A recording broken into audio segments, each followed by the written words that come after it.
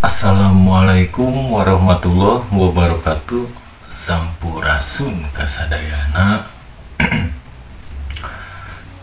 Alhamdulillah saya bisa membahas sesuatu dan masih diberi kesempatan untuk selalu berbagi pengetahuan, berbagi pengalaman. Dalam kesempatan ini saya ingin membahas tentang apa benar kedatangan Satrio Piningit akan dibarengi dengan bencana. Terus apa benar Satrio Piningit bisa meredam bencana? Gitu ya. Saya coba jelaskan mengenai bencana ini. Jadi dalam pembahasan ini saya mohon tonton sampai akhir agar bisa memahami pesannya. Karena SP di sini sang pencerah. Tonton saja.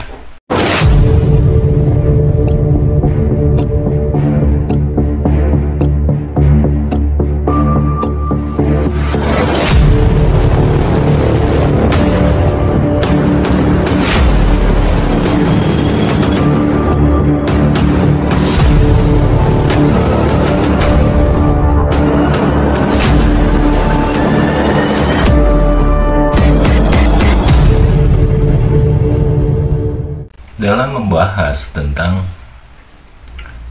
SP sang pencerah Satrio Piningit, seperti apa beliau atau para kesatria ini? Para kesatria ini akan menjadi pencerah di bidangnya. Mencerah, menyatukan atau mengkolaborasi kehidupan dan alam semesta, juga tentang kejadian-kejadian. Di kesempatan ini saya ingin membahas tentang bencana.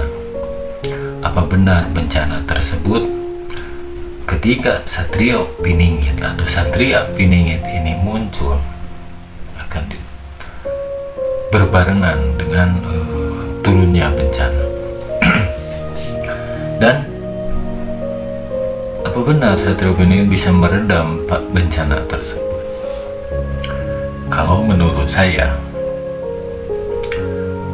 bisa Satrio Piningit meredam, tapi bukan sosoknya saja. Maksudnya bukan berasal dari cara meredamnya itu, yaitu melalui berbagi atau menyerahkan keputusan bencana ini terjadi pada manusia itu sendiri. Seperti apa contohnya? Seperti ini. Ketika bencana yang disebut banjir, dalam bencana banjir itu pemeran utamanya apa? Yaitu air. Sementara air itu sumber kehidupan. Kenapa kita bisa terkena banjir? Melalui air yang disebut sumber kehidupan. Apa yang kita dapat ketika kita mendapatkan bencana tersebut? Air, sumber kehidupan.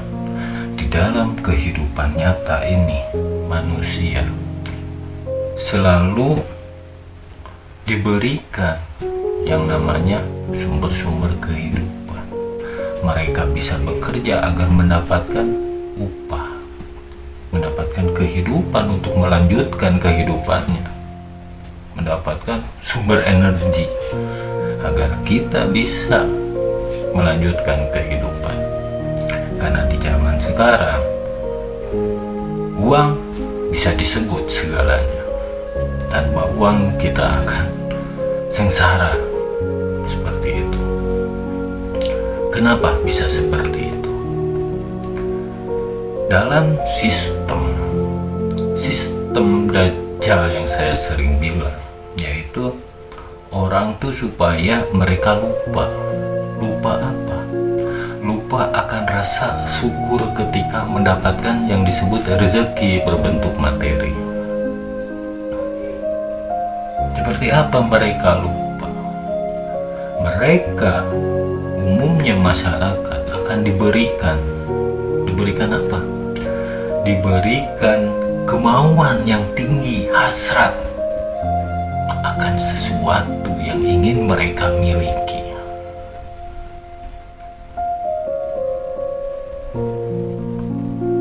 Ketika mereka memaksakan sesuatu yang ingin mereka miliki, akan memaksakan diri dengan cara seperti apa? Memaksakan diri seperti umumnya orang-orang yang memaksakan diri, yaitu dengan cara kredit. Dalam kredit ini sebenarnya mereka tuh ibaratnya mengambil sesuatu dengan cara kredit itu juga ada perhitungannya. Mereka berhitung ini akan mampu dibayarnya per bulan ke depannya atau tidak, gitu kan. Nah, mereka kan ngambil, ya mereka merasa mampu melalui perhitungan yang belum tentu benar. Kenapa seperti itu? Karena dalam jangka waktu kredit itu kita butuh waktu yang minimal itu 1 tahun, minimal itu. Belum tentu dalam 1 tahun tersebut kita akan ibaratnya sesuai apa yang kita rencanakan ke depan dalam mengansur cicilan tersebut. Ini sumber kehidupan yang berbentuk air yang awal mula bisa terjadinya bencana. Di balik kita memaksakan diri dalam mengkredit minimal dalam 1 tahun itu, mereka akan menemukan ibaratnya kebutuhan yang lain di dalam jangka waktu 1 tahun tersebut. Itu yang waktu minimalnya. Nah, ketika mereka menemukan sesuatu yang membutuhkan biaya, akhirnya disitulah mulai mereka kolek. Yang tadinya tujuan mereka bekerja untuk ikhtiar mengais rezeki, untuk makan keluarganya, untuk dirinya, orang tuanya, gitu kan.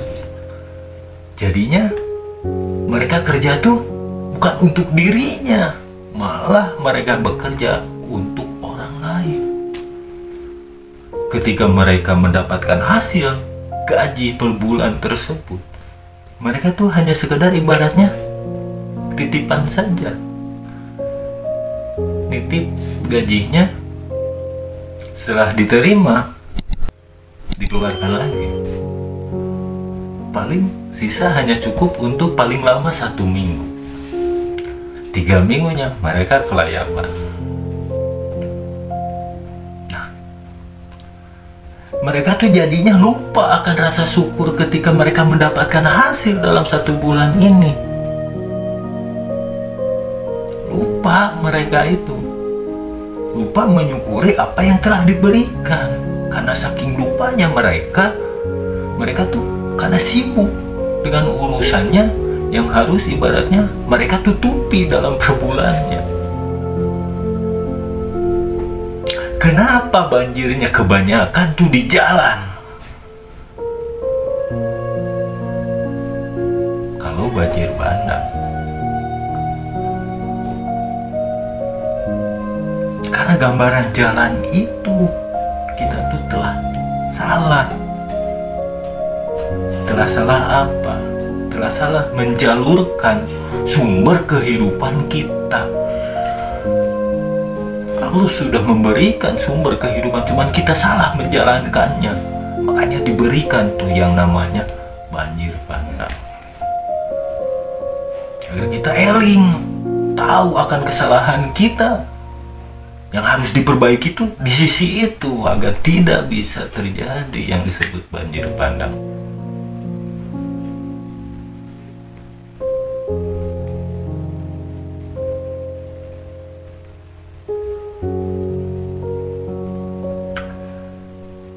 Nah, itu kan banjir bandang bisa lebih besar daripada hanya sekedar ibaratnya banjir kecil, banjir bandang kecil yang di jalanan sana. Karena banyak orang yang sudah lupa akan rasa syukur apa yang mereka dapat. Mereka tuh sibuk akan kebutuhannya. Kebutuhan akan apa? Akan cicilannya. Jadi jauh akan berbaginya. Yang tadinya niatnya untuk keluarga, dirinya juga orang tua, malah sibuk untuk dirinya sendiri. Bahkan anak istri jadi korban, atau keluarga yang jadi korban.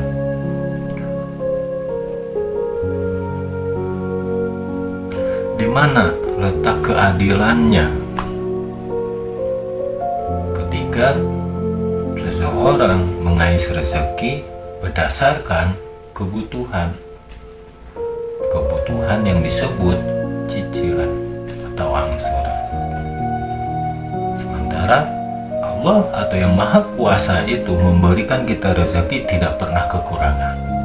Kalau kita tidak mengikuti hawa nafsu kita akan sesuatu yang ingin kita miliki di luar kemampuan kita.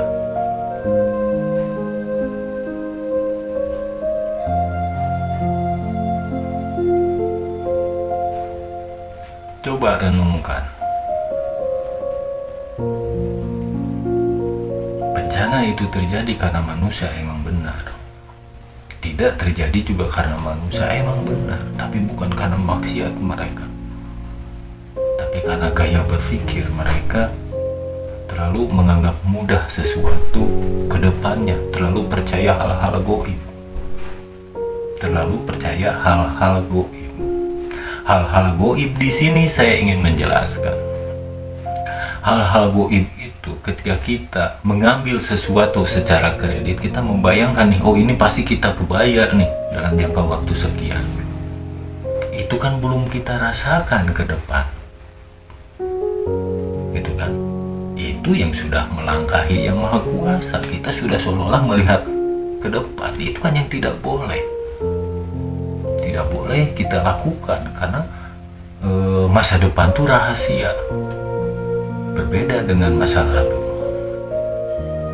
Masa depan itu rahasia, hanya milik yang Maha Kuasa. Misteri masa depan itu, meskipun kita kebayang akan sesuatu ke depan tersebut, kita harus jangan terlalu meyakini karena itu sifatnya gaib, belum kita alami. Itu yang dimaksud tidak boleh percaya hal gaib. Akhirnya kita akan celaka karena melangkahi yang Maha Kuasa.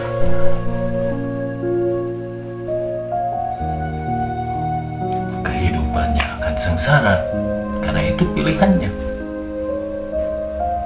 Apa kita sadar akan hal yang seperti itu? Banyak orang yang tidak sadar. Di sini pentingnya yang disebut SP, sang pencerah, agar kita selalu eling lan waspada.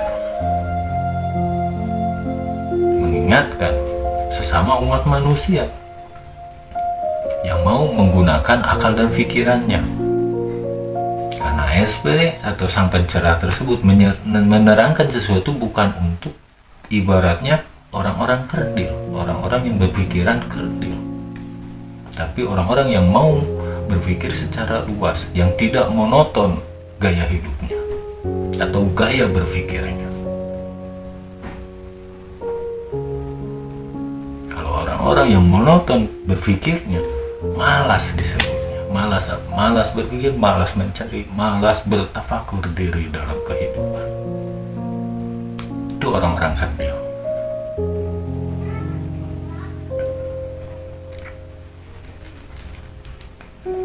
Peringatan sudah dikasih tahu, cara mengatasinya sudah dikasih tahu. Tapi kenapa bencana itu masih terjadi? Yaitu salah mereka.